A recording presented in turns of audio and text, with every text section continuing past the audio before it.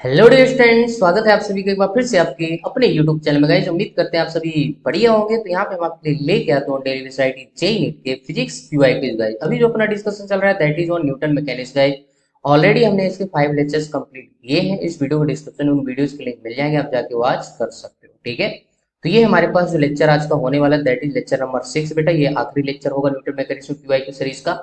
ठीक है, इसके बाद अपन न्यू चैप्टर डिस्कस करेंगे that is work power and energy. ठीक है, चलिए स्टार्ट करते हैं बेटा आज का डिस्कशन विदाउट एनी डिले। ये सीरीज आपके लिए बहुत ही हेल्पफुल होने वाली है क्योंकि यहाँ पे बहुत बढ़िया बढ़िया क्वेश्चन अपन धुआं धुआं एकदम गर्दा गर्दा कर रहे हैं बेटा। ठीक है, तो कंटिन्यू बने रहिए हमारे साथ। ठीक है, आपको बहुत ही फायदा होने वाला है। ठीक है, तो चलिए स्टार्ट करते हैं बेटा आज का discussion without any delay. Okay, so let's see the first question. Question ले रखा है बेटा, a ball is throne upward with an initial velocity आपको v नॉट दे रखा है from the surface of the earth, the motion of the ball is affected by a drag force equal to m gamma v square दे रखा है बेटा, where m is the mass of the ball, v is the instantaneous velocity and gamma is a constant। ठीक है, आपको instantaneous velocity दे रखी किसी particular time पे। Time taken by ball to rise to its zenith is, zenith का मतलब होता है बेटा मैक्सिमम हाइट की बात करें, क्योंकि कई बार जो है ना वर्ड से आपको कंफ्यूज करता है, तो कंफ्यूजन बिल्कुल भी नहीं रखना माइंड में। जेनिथ का मतलब होता है मैक्सिमम हाइट पे पहुंचने के बाद उसका टाइम क्या होगा या कितना टाइम लगेगा बेटा। ठीक है, अब आपको कॉन्सेप्ट सारे क्लियर होना चाहिए बेटा। जब कोई पार्टिकल मैक्सिमम हाइट पे जाता है तो उसकी फाइनल रफ्तार क्या हो जाती है बेटा, जीरो हो जाती है। छोटी छोटी बातें बहुत काम आती है बेटा। ठीक है, तो आपसे पूछा है कितना होगा। ठीक है, एंड दिस क्वेश्चन ही asked JEE Main 2019। Guys option दे रखे हैं, बड़े लेंथी लेंथी आंसर दे रखे हैं बेटा, तगड़े तगड़े। मैं यहाँ पे रीड नहीं करने वाला, just you can see guys. ठीक है, तो let's see the solution. Okay, तो चलिए बेटा समझ लेते हैं इसका सोल्यूशन यहाँ पे क्या हो रहा है। ठीक है, तो हम यहीं से स्टार्ट कर रहे हैं। यहाँ पे बोला है भाई अर्थ सरफेस से किसी एक बॉल को हमने फेंक दिया भैया। ठीक है, चलो तो ले लो बॉल, ये रही अर्थ। अर्थ से यहाँ से किसी बॉल को हमने थ्रो कर दिया वी नॉट रफ्तार से, ये जाएगी। ठीक है, मैक्सिमम हाइट पे जाके इसकी फाइनल रफ्तार क्या हो जाएगी बेटा, जीरो हो जाएगी। यहीं पे अपने को क्या निकालना है, टाइम टी निकालना है बेटा। ठीक है, अच्छा इस पे लग कितने रहे, कितने फोर्सेस लग रहे हैं पहले ये देखो। तो देखो इसका मान लो मास m है, तो नीचे क्या लग रहा होगा, इसका ग्रेविटी लग रही होगी दैट इज वेट बोल सकते हो mg। और दूसरा ड्रैग फोर्स भी लगेगा बेटा, जब बॉल ऊपर जा रही है तो ड्रैग फोर्स कितना लगेगा आपका, m गामा और वी स्क्वायर, ये ऑलरेडी दे रखा है। ठीक है, तो अब इसकी हम इक्वेशन सेट कर रहे हैं, तो न्यूटन का अपन यूज करेंगे कौन सी equation, second equation. F net equal to क्या होता है बेटा, एम ई। ठीक है, तो बॉडी ऊपर मूव कर रही है तो नेट फोर्स किधर लग रहा है, इस पे डाउनवर्ड लग रहा है, तो नेगेटिव लेंगे बेटा। ठीक है, तो यहाँ पे एम ए को मैं इधर लिख रहा हूँ, एफ नेट कितना है बेटा, देखो डाउनवर्ड लग रहा है तो इसके लिए माइनस और minus m gamma v square. ठीक है, यहाँ पे कॉमन ले लो बेटा माइनस, तो कितना बन जाएगा, पास भी कॉमन आएगा, अंदर बचेगा जी और प्लस गामा वी स्क्वायर। और इधर क्या लिखा है बेटा आपके पास, एम ने एम को मार दिया, तो हमारे पास जो एसिलेशन की इक्वेशन आ जाएगी दैट इज माइनस। ठीक है, मैं यहाँ पे बेटा गामा भी कॉमन लेने वाला हूँ, गामा भी कॉमन लूंगा तो थोड़ा सा हमारे लिए इजी हो जाएगा, तो क्या हो जाएगा g divided by gamma plus v square. ठीक है, ये हमारे पास एसिलेशन की इक्वेशन सेट हो गई। अब हमें तो भैया टाइम निकालना है। ठीक है, हमें तो क्या निकालना है, टाइम निकालना है। तो चलिए बेटा नेक्स्ट स्लाइड पे इसको देखते हैं। यहाँ पे क्या आया बेटा, ए इक्वल टू आपके पास आया minus gamma g divided by gamma plus v square. ठीक है, अब यहाँ पे बेटा ए को क्या लिख सकते हो आप, dv divided by d t. ठीक है, हम ये लिख सकते हैं, और यहाँ पे क्या है आपके पास गामा। ठीक है, g divided by gamma plus v square. ठीक है, ये हमारे पास बेटा हो गया। अब आपको क्या करना है, इसको इंटीग्रेशन कर दो बेटा, तो डीवी इधर ही रहेगा। ठीक है, और चाहो तो ये पूरा मामला आप इधर ला सकते हो, इधर ले आओ भाई साहब। ठीक है, तो क्या है, क्योंकि देखो यहाँ पे क्या लिखा है, वी का फंक्शन लिखा हुआ है ना पूरा, तो आपको v के नीचे लाना पड़ेगा, dv के नीचे, तो ये हो जाएगा g divided by gamma plus v square. ठीक है, और यहाँ पे क्या हो जाएगा आपका minus gamma into d t. ठीक है, दोनों साइड पे इंटीग्रेशन परफॉर्म कर दो आप। ठीक है, दोनों साइड आप क्या परफॉर्म कर दो, इंटीग्रेशन। क्लियर है, लिमिट अपन लगाएंगे, देखते हैं यहाँ पे। ठीक है, तो अब यहाँ पे बेटा मैं इसको इंटीग्रेट करने के लिए क्या फार्मूला यूज करूंगा, जो मैं यहाँ पे साइड में आपको लिख के दे रहा हूँ, integration of one divided by, ठीक है, क्या हो जाएगा ए का square plus x square d x equal to, जो होता है इसका इंटीग्रेशन होता है, आपको याद होना चाहिए भैया, क्योंकि आप जेई मेंस के स्टूडेंट अगर हो तो भाई तगड़े क्वेश्चन यहाँ पे पूछे जाते, तो आपकी मैथमेटिक्स जो स्ट्रांग होनी चाहिए, इंटीग्रेशन आपको यहाँ पे आना चाहिए, तो थोड़ा इजी हो जाएगा। तो यहाँ पे कितना हो जाएगा बेटा, tan inverse x divided by a, और साथ में आपके पास बाहर क्या आ जाता है, वन बाई ए, तो मैं ऐसे भी लिख सकता हूँ इसको, one by a tan inverse x divided by a. So this is the integration of this, समझ रहे हैं ना, दिस वैल्यू। अगर आपको integration one by a square plus x square dx का इंटीग्रेशन पूछे तो क्या हो जाता है, one by a tan inverse x by a. ठीक है, तो इसको अपन यहाँ पे यूज करने। ओके, ओके, तो चलिए बेटा इसका इंटीग्रेशन परफॉर्म करते हैं। तो थोड़ा सा मैं इसको और अच्छे से बनाना चाहूंगा। लिमिट आपकी कहाँ से लगेगी, वी नॉट से जीरो। ठीक है। अच्छा, यहाँ पे बेटा ध्यान से देखो, ये क्या लिखा है, जी बाई गामा, बट हमारे पास फार्मूला में क्या लिखा है, ए स्क्वायर। ठीक है, तो यहाँ पे हम क्या करेंगे, इसको अपनी तरफ से ऐसे लिख सकते हैं, क्या, g divided by gamma square root का होल स्क्वायर। ठीक है, और यहाँ पे प्लस का क्या लिखा है, वी स्क्वायर, और इधर साइड में क्या है बेटा, माइनस गामा और इंटीग्रेशन डी टी। ठीक है, टाइम की लिमिट जीरो से टी। ठीक है, ये लग जाएगी बेटा। अब ध्यान से देखो, ये मेरे पास क्या है, square root g by gamma का होल स्क्वायर क्या बन जाएगा आपके पास, ए बन जाएगा, ए का स्क्वायर। ठीक है, प्लस बी का स्क्वायर। डायरेक्ट बेटा मैं ये आइडेंटिटी यहाँ पे यूज करने वाला हूँ बेटा। ठीक है, यहाँ पे क्या हो जाएगा, one by a tan inverse. तो ए की वैल्यू कितनी है आपके पास, square root g by gamma, और यहाँ पे एक्स की वैल्यू कितनी है बेटा, वी। ठीक है, तो ये अपन यहाँ पे डायरेक्ट जो है इस फार्मूले को मैं लगाऊंगा, तो मेरे पास क्या आ जाएगा बेटा, देखो तो, one divided by one divided by, ठीक है, ये मेरे पास ए कितना हो जाएगा, square root of g divided by gamma. ठीक है, और यहाँ पे टेन इनवर्स कितना हो जाएगा, देखो तो एक्स बाई ए, तो एक्स कितना है बेटा, वी, और नीचे कितना हो जाएगा आपके पास, ए है, तो ए की वैल्यू कितनी है, square root g divided by gamma, और यहाँ पे क्या हो जाएगा, माइनस का गामा इंटू टी। ठीक है, ये हमारे पास बेटा यहाँ पे निकल के आ जाएगा। ठीक है, अब इसको पलटी मार दोगे भाई, तो क्या हो जाएगा आपका, गामा डिवाइडेड बाई जी। ठीक है, और ये हो जाएगा आपके पास टेन इनवर्स।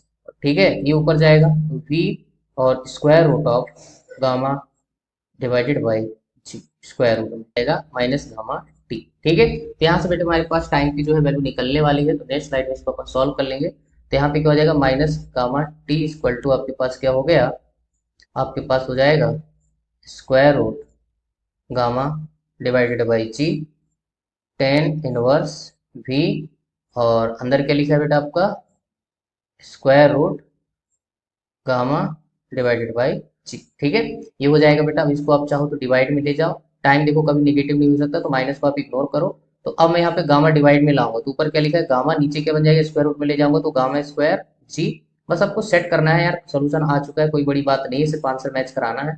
तो वी स्क्वायर रूट आपके पास हो जाएगा गामा डिवाइडेड बाई जी। ठीक है, तो हमारे पास जो टाइम की वैल्यू आ जाएगी दैट इज कितना, एक गामा कैंसिल आउट हो जाएगा बेटा, ये देखो, तो आंसर क्या बचेगा, वन डिवाइडेड बाई, क्लियर। तो हमारे पास यहाँ पे काटने पीटने के बाद जो टाइम की वैल्यू आ जाएगी बेटा, one divided by square root of gamma g, और ये हो जाएगा tan inverse v square root of gamma divided by g. ठीक है, तो इस पर्टिकुलर क्वेश्चन का क्या हो जाएगा, ये आपका answer equal to one by square root gamma g tan inverse v into square root gamma by g. तो देख लेते बेटा इस पर्टिकुलर क्वेश्चन का आंसर आपके पास क्या जा रहा है। ठीक है, तो क्या आंसर जाएगा आपको, इस पर्टिकुलर क्वेश्चन को जो बेटा आंसर जाएगा वो टेन का फंक्शन है, टेन इनवर्स का फंक्शन है, तो आपका ए ऑप्शन तो साइन का है, और सेकंड ऑप्शन में क्या दे रखा है आपका, ln दे रखा है, तो थर्ड ऑप्शन जो है इसका करेक्ट हो जाएगा बेटा, third option one by square root gamma g tan inverse square root gamma by g, और यहाँ पे रफ्तार जो मेरे पास वी नॉट आएगा बेटा। ठीक है, ये हमारे पास क्या है, वी नॉट है।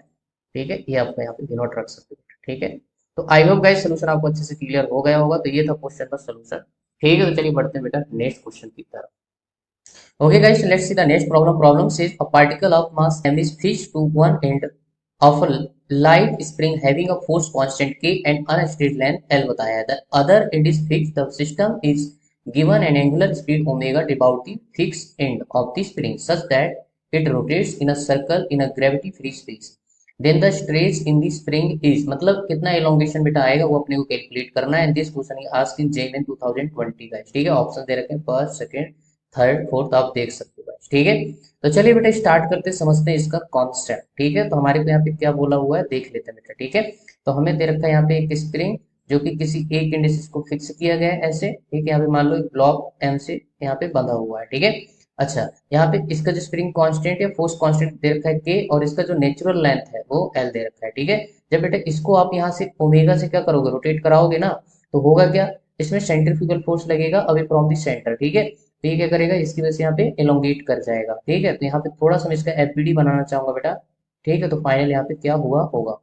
ठीक है, तो यहाँ पे कुछ ऐसी कंडीशन हुई होगी बेटा, ये मास एम, तो यहाँ पे इसको जो बेस लाइन में बना देता हूँ। ठीक है, तो ये हमारे पास कौन सी लेंथ है बेटा, अनस्ट्रेच बोले तो नेचुरल लेंथ। ठीक है, इसके बाद इसमें एलोंगेशन कितने का आ गया, मान लो यहाँ पे कुछ आपका एक्स वगैरह यहाँ पे आ गया। ठीक है, अच्छा तो यहाँ पे बेटा क्या कौन सा फोर्स लगेगा, एक आपको लगेगा centrifugal force m omega square. अब यहाँ पे आर आता है बोले तो रेडियस कितनी हो जाएगी बेटा, एल प्लस एक्स। ठीक है, आपको याद रखना है बेटा, यहाँ पे जो टोटल लेंथ टोटल रेडियस ली जाती है फ्रॉम दी रोटेटिंग पॉइंट, ठीक है, जहां जिसके अबाउट रोटेट कर रही है वहीं से आपको कंसीडर करना पड़ता है बेटा, ठीक है, ये हो जाएगा। और दूसरी चीज बेटा, यहाँ पे स्प्रिंग फोर्स लगेगा आगे की तरफ, कितना, एफ एस, ठीक है। अगर मैं इसका मैग्नीट्यूड लिखूं तो एफ एस इक्वल टू कितना आएगा, के एक्स, ठीक है। वैसे यहाँ पे माइनस आता है, माइनस ये बताता है कि फोर्स और डिस्प्लेसमेंट दोनों एक दूसरे के हैं अपोजिट, अगर डिस्प्लेसमेंट इधर हुआ है तो फोर्स किधर, आपका लेफ्ट, क्लियर है। तो ये चीज है। अब यहाँ पे क्या करना है, सीधा सीधा बैलेंस कर देना बेटा, तो के एक्स इक्वल टू आपका हो जाएगा m omega square l plus x, ठीक है। तो के एक्स इधर है आपका बेटा, एम ओमेगा स्क्वायर अंदर मल्टीप्लाई कराओगे तो m omega square l plus m omega square बेटा, तो एस आपका कॉमन आ जाएगा, एक्स अंदर बचेगा के माइनस एम ओमेगा स्क्वायर, और इधर कितना हो जाएगा बेटा आपका m omega square l, clear है।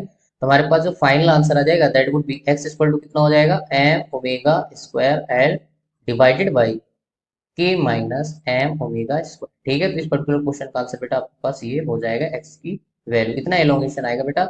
सो आपका जो बेस्ट करेक्ट आंसर जाएगा that is option fourth is the correct answer, ठीक है। तो आई होप आपको सोल्यूशन क्लियर हो गया होगा, सिंपल सा क्वेश्चन था, ठीक है। So let's see the next problem, ठीक है।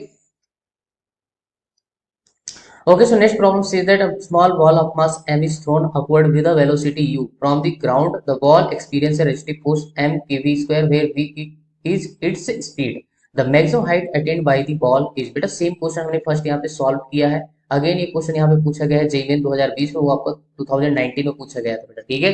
तो देख लो सेम कॉन्सेप्ट का क्वेश्चन अगेन बेटा यहाँ पूछ दिया है, उसमें आपसे टाइम पूछा है, यहाँ पे आपसे क्या पूछा है, हाइट पूछा है, कॉन्सेप्ट इसका वही रहेगा बेटा, ठीक है, एज इट इज, ठीक है। तो यहाँ पे बेटा मैं एक क्वेश्चन आपके लिए छोड़ रहा हूँ, होमवर्क ये आपको करना है, ठीक है। बात समझ आ रही है, इसको आप कमेंट सेक्शन में मुझे बता सकते हो बेटा कि इसका आंसर आया। Okay, dear friends, let's see the next problem. Problem says a small block starts slipping down from a point B on an inclined plane AB, which is making an angle theta with the horizontal. अब यहाँ पे बोला है section BC is smooth and the remaining section C is round with a coefficient of friction दे रखा है mu. It is found that the block comes to rest as it reaches the bottom point A of the inclined plane. Okay, और यहाँ पे condition दे रखा है बेटा, if BC is equal to 2AC, the coefficient of friction is given by mu is equal to के tan theta, the value of के आपको बताना है। दिस क्वेश्चन यार जेईई में 2020 गाइस, ऑप्शंस दे रखे हैं, डायग्राम आपको बना के दिया है, तो चलिए बेटा समझते हैं इसका solution. Okay, so let's see the solution. सबसे पहले यहाँ पे इसका एफबीडी देख लेते हैं बेटा, ठीक है। बेटा बी पॉइंट पे हमारा स्टार्टिंग फ्रॉम रेस्ट है, इसकी स्टार्टिंग वेलोसिटी स्पीड 0 हो जाएगी बेटा। बॉटम पे पूरा है कि भाई रेस्ट पे आ जाता है, तो यहाँ पे भी क्या रफ्तार हो जाएगी 0, ठीक है। बी से सी तक यहाँ पे कोई फ्रिक्शन नहीं है, सी से ए तक फ्रिक्शन एक्ट कर रहा है, उसकी वैल्यू दे रखा है म्यू, क्लियर है। तो चलिए बेटा देखते हैं, बी पॉइंट पे अगर मैं एफबीडी बनाऊं तो नीचे इसका क्या लगेगा बेटा, एमजी लगेगा, ठीक है। ब्लॉक कांटेक्ट में है तो ऊपर की तरफ आ जाएगा इसका नॉर्मल, ठीक है। अब यहाँ पे थोड़ा नॉर्मल को इधर बढ़ाएंगे, तो ध्यान से देखो बेटा, ये एंगल आपका कितना बन रहा है, थीटा बन रहा है। अगर एमजी को मैं और आगे बढ़ाऊं तो यहाँ पे बनेगा 90, तो एंगल हो जाएगा 90 माइनस थीटा, तो ये फिर से अगेन कितना हो जाएगा, थीटा। तो एमजी के दो कंपोनेंट आएंगे, एक आपका एमजी कॉस थीटा और एक अलोंग दी इंक्लाइन प्लेन आ जाएगा एमजी साइन थीटा, क्लियर है। तो ये हमारे पास पूरी कहानी है, ठीक है। इसका एफबीडी हो जाएगा बेटा। प्रॉब्लम ये है कि इस क्वेश्चन को सॉल्व कैसे किया जाए बेटा, तो देखो यहाँ पे न्यूटन की इक्वेशन ऑफ मोशन भी लगा सकते हो। दूसरा हमारे पास जो इसके लिए ब्रह्मास्त्र है that is work energy theorem, ठीक है। जिन लोगों ने पढ़ रखा है अच्छी बात है, जिन लोगों ने नहीं पढ़ा है तो थोड़ा सा एडजस्ट कर लेना बेटा, ठीक है। इसके बाद जो है आपका यही चैप्टर आता है वर्क एनर्जी पावर का, ठीक है। तो वर्क एनर्जी थ्योरम, ठीक है, तो जस्ट एक फार्मूला है और कुछ नहीं। तो वर्क एनर्जी थ्योरम होता है क्या बेटा, total work done by all forces. All forces का मतलब है conservative, non conservative, internal, external, दुनिया के जितने भी फोर्सेस लग रहे हैं सबको change in kinetic energy equal कर दो, तो क्या हो जाएगा, के फाइनल माइनस के इनिशियल, ठीक है बेटा। स्टार्टिंग फ्रॉम रेस्ट है और फाइनल भी मामला 0 है, तो चेंज इन काइनेटिक एनर्जी क्या हो जाएगा, आपका 0 हो जाएगा, ठीक है। तो टोटल वर्क डन जो है अपने को यहाँ पे लिखना है, और ये वर्क डन किसका किसका होगा भी देख लेते बेटा। टोटल वर्क डन आएगा बेटा, एक तो आएगा mg sin थीटा का, mg sin थीटा तो कंटिन्यू वर्क कर रहा है, कहां से कहां तक, b से a तक, तो w b a plus w c a equal to 0 से आपका फ्रिक्शन वर्क करेगा, तो इसका वर्क डन। तो यहाँ पे क्या लिखूंगा मैं, w b a में mg sin थीटा, ठीक है। इसको ब्रेक करके लिखूंगा बी ए को कितना, बी सी प्लस सी ए, टोटल डिस्टेंस डिस्प्लेसमेंट, ठीक है। अभी प्लस आएगा बेटा, क्यों, क्योंकि फोर्स भी उधर है डिस्प्लेसमेंट भी उधर है, तो आपका ये प्लस हो जाएगा। यहाँ पे माइनस आएगा, फ्रिक्शन क्या है बेटा, यहाँ पे अगर मैं थोड़ा सा एफबीडी बनाऊं आपको बना के बताऊं, तो यहाँ पे बेटा देखो जब ब्लॉक सी पॉइंट पे आएगा ना, ठीक है, सी पॉइंट पे आएगा तो फ्रिक्शन किधर लगेगा, पीछे लगेगा, डिस्प्लेसमेंट किधर इसका आगे है, ठीक है। तो ये आपका सी पॉइंट और ये आपका ए पॉइंट, ठीक। तो यहाँ पे कितना आएगा, म्यू, एन की वैल्यू कितनी है, म्यू इंटू एन होता है फ्रिक्शन, तो म्यू इंटू एन, एन कितना है बेटा, mg cos थीटा, समझ रहे। नॉर्मल की वैल्यू यहाँ पे कितनी दे रखी है, देखो हमने एफबीडी से देख लो ना बेटा, यहाँ पे नॉर्मल कितना हो जाएगा, नॉर्मल की जो वैल्यू है यहाँ पे कितनी आएगी, mg cos थीटा। ठीक है, ये अपने को यहाँ से मिल जाएगी। ठीक है, वर्टिकल में तो कोई मोशन नहीं है तो एक दूसरे को बैलेंस करेंगे। तो ये हमारे पास नॉर्मल की वैल्यू यहाँ से आपकी निकल आएगी mg cos थीटा, जिसको अपन यहाँ पे पुट कर देंगे। ठीक है, तो mu mg cos theta into displacement, बेटा डिस्प्लेसमेंट कितना है आपका, सी ए इक्वल टू क्या हो जाएगा, 0। एक कंडीशन और दे रखी है आपको, BC इक्वल टू 2AC। ठीक है, ये ऑलरेडी क्वेश्चन में मेंशन करके दिया होगा बेटा, तो इसको अपन यहाँ पे यूटिलाइज करने वाले। तो हमारे पास आ जाएगा mg sin theta plus BC की जगह लिख देंगे 2AC plus AC equal to हो जाएगा mu mg cos theta into AC equal. ठीक है, ये आपका, तो ये हमारे पास हो जाएगा। ठीक है, अब यहाँ पे देखो बेटा mg ने mg को मार दिया।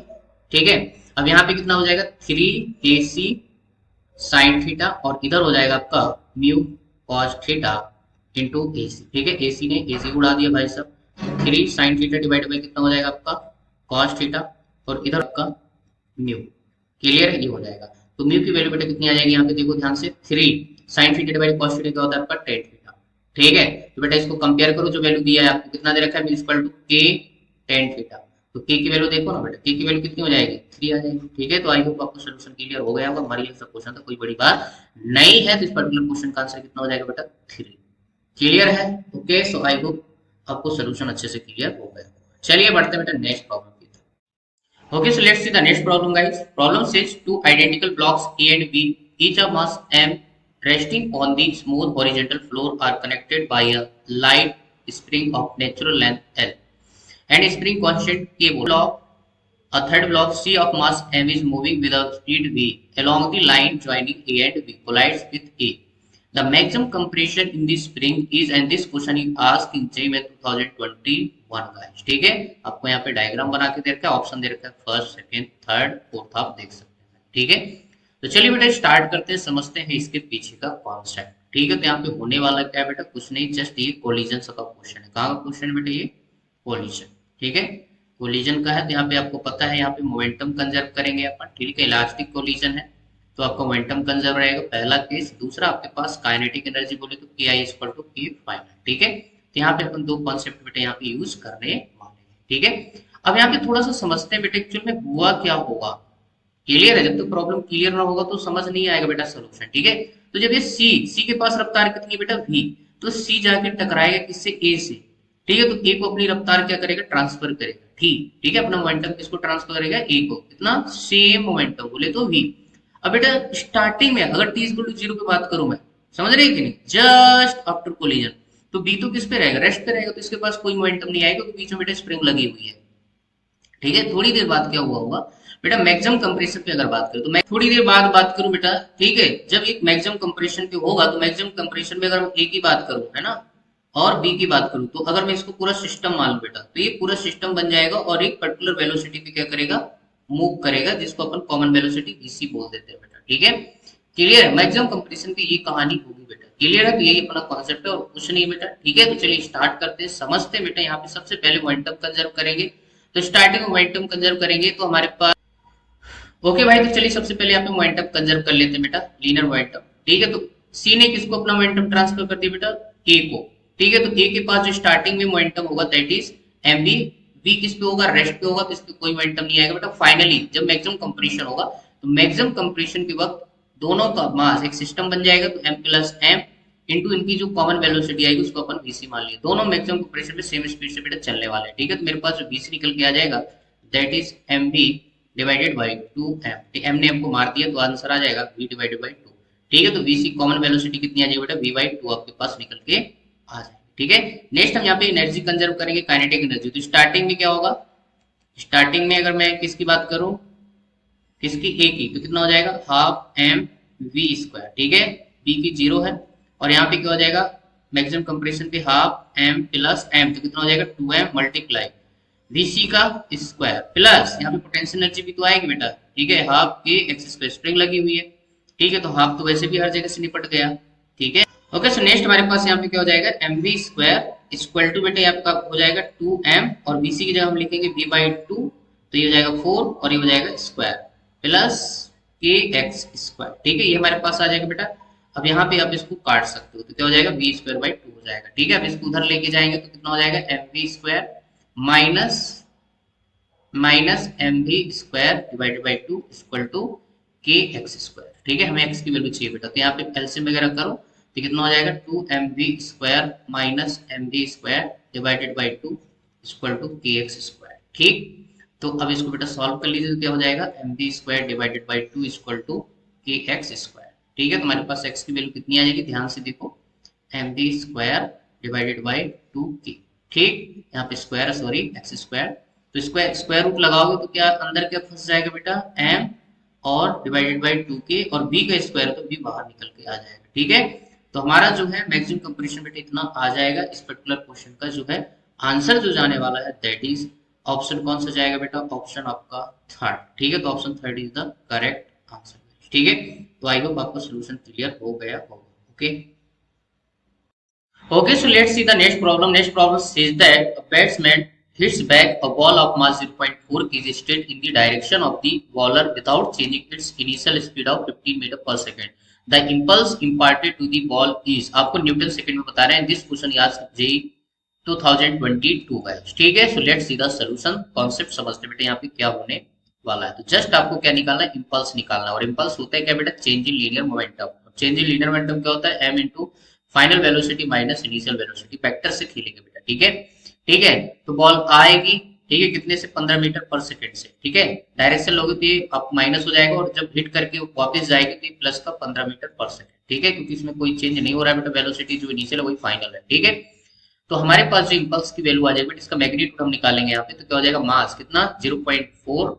ठीक है, आने जाने वाली वेलोसिटी फाइनल प्लस का 15 माइनस, और माइनस माइनस यहाँ पे क्या हो जाएगा, प्लस बेटा। ठीक है, तो 15, तो आंसर कितना आएगा, 0.4 मल्टीप्लाई 30, तो आंसर हो जाएगा जे की वैल्यू, इंपल्स इम्पार्टेड कितना आ जाएगा, 12 न्यूटन सेकेंड। ठीक है, तो ये हमारे पास क्या हो जाएगा बेटा, इस पर्टिकुलर क्वेश्चन का आंसर हो जाएगा। तो यहाँ पे आप क्या फिल कर देते, 12 न्यूटन सेकेंड। ठीक है, तो ये हमारे पास आंसर हो जाएगा। ठीक है, तो आई होप सोल्यूशन आपको क्लियर हो गया होगा। Let's see the next problem. Okay, the next question says a block of mass capital M placed inside a box descend vertically with acceleration a। descend का मतलब होता है डाउनवर्ड बेटा motion है इसका, acceleration a दे रखा है, तो block exerts force equal to the 1/4 of its weight on the floor of the box। मतलब नॉर्मल की वैल्यू बता रहा है, नॉर्मल जो है उसके वेट का क्या है, 1/4 है, ये आपको बताया हुआ है। तो वैल्यू आप ए बताना है, मतलब एक्सीलरेशन बताना है कितने से नीचे जा रहा हो। ऑप्शन दे रखे हैं g/4, second option g/3, third option 3g/4, fourth option g, and this question याद जे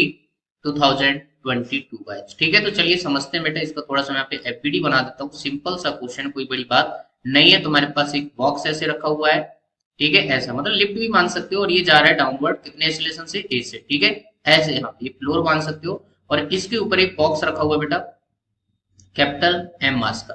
ठीक है, तो देखो बेटा ये इस पे फोर्स मारेगा तो ये बॉक्स के ऊपर फोर्स लगाएगा, दैट इज नॉर्मल, लगेगा नहीं लगेगा। और इसका खुद का नीचे क्या लग रहा होगा बेटा, एम लग रहा होगा। ठीक है, बात समझ आ रही है बेटा, लेकिन सूडो इस पे किधर लगेगा, सूडो, क्योंकि यहाँ पे क्या है, सूडो फोर्स के कॉन्सेप्ट से अपन इसको सॉल्व करेंगे, तो सूडो लग जाएगा इस ब्लॉक पे ऊपर की तरफ एम। ठीक है, तो नेट फोर्स फोर्स निकल के आ जाएगा बेटा, n plus m a equal to कितना हो जाएगा, एम जी। ठीक है, तो नॉर्मल की वैल्यू यहाँ पे आपको दे रखा है ऑलरेडी, तो ये हो जाएगा एम जी माइनस यहाँ पे क्या हो जाएगा बेटा, एम ए। ठीक है, तो ये हो जाएगा। अब यहाँ पे क्या है, आपको ए निकालना है। ठीक है, नॉर्मल की वैल्यू आपको बोला हुआ है, नॉर्मल की वैल्यू हमारे पास, नॉर्मल की जो वैल्यू बोला है बेटा, वो बोला है कि वेट का क्या है, 1/4 है, 1/4 है। ठीक है, तो ये हमारे पास हो जाएगा, इस वैल्यू को हम यहाँ पे सब्स्टिट्यूट कर देंगे। ठीक है, तो हमारे पास क्या हो जाएगा, एम जी डिवाइड बाई 4 और equal to m g minus m. ठीक है, तो ये हमारे पास हो जाएगा बेटा, इसको साइड में अपन सॉल्व कर लेंगे, तो हमारे पास एम ए जो आ जाएगा that is m g minus m g divided by 4। ठीक है बेटा, एलसीएम कर लीजिए, एलसीएम करेंगे तो कितना हो जाएगा, 4 m g minus m g और डिवाइड बाई कितना हो जाएगा, 4।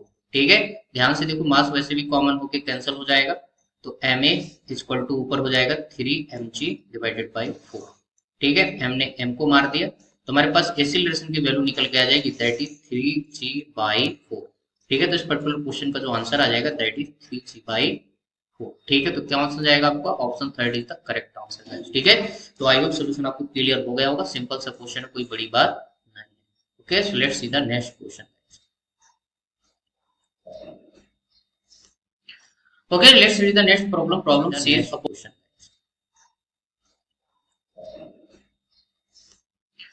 Okay, let's read the next problem. Problem says a body of mass 8 kg and another of mass 2 kg are moving with an equal kinetic energy. The ratio of their respective momenta will be. ठीक है, आपको masses दे रखा है, अपने को यहाँ पे क्या निकालना है, रेशियो ऑफ मोमेंटम निकालना है, काइनेटिक एनर्जी उनकी सेम दे रखी है, रेशियो 1:1 दे रखे हैं, second option 2:1, third option 1:4, fourth option दे रखा है 4:1। क्लियर है?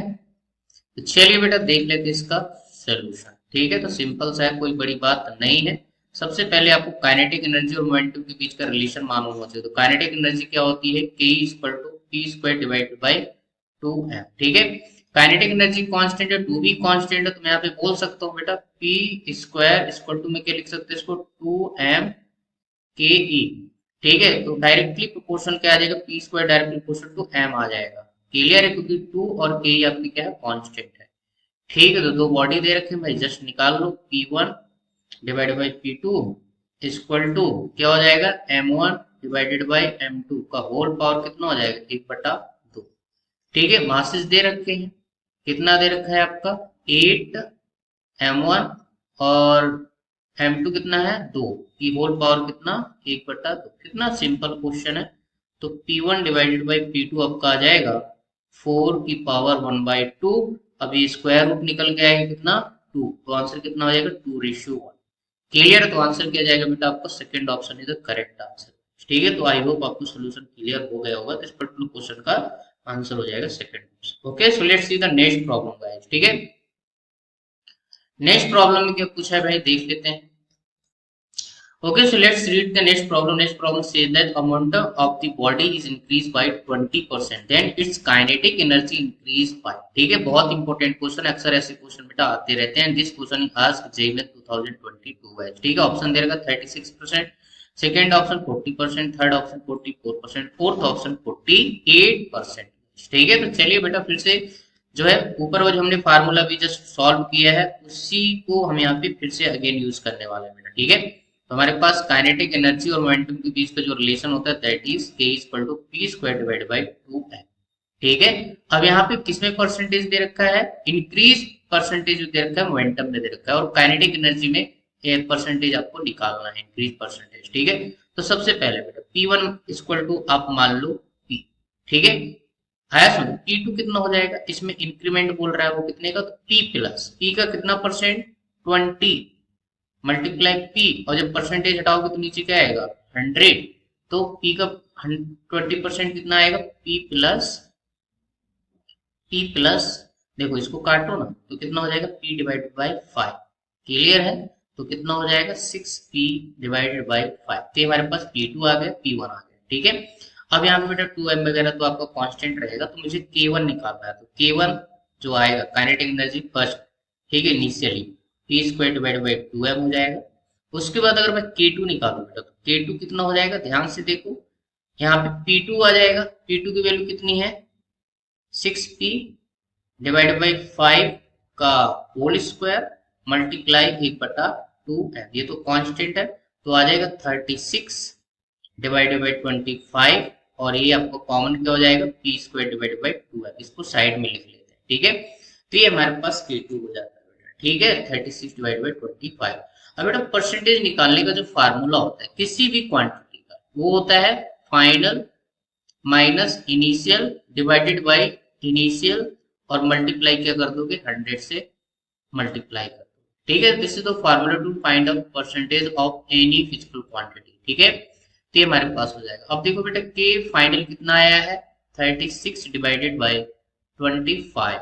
ठीक है, और यहाँ पे ये आप के आई रख सकते हो। ठीक है, क्योंकि वहां पे पी स्क्वायर बाई 2m है, और यहाँ पे भी क्या हो जाएगा के आई, बोले तो पी स्क्वायर बाई 2m, और नीचे भी क्या आ जाएगा आपको के आई आ जाएगा। तो ये कॉमन हो गया, क्या हो जाएगा बेटा कैंसल आउट हो जाएगा, और मल्टीप्लाई आपको 100 करना है क्योंकि परसेंटेज पूछा हुआ है। ठीक है, तो हमारे पास यहाँ पे क्या आ जाएगा 36 माइनस 25 डिवाइडेड बाई कितना हो जाएगा 25 मल्टीप्लाई 100।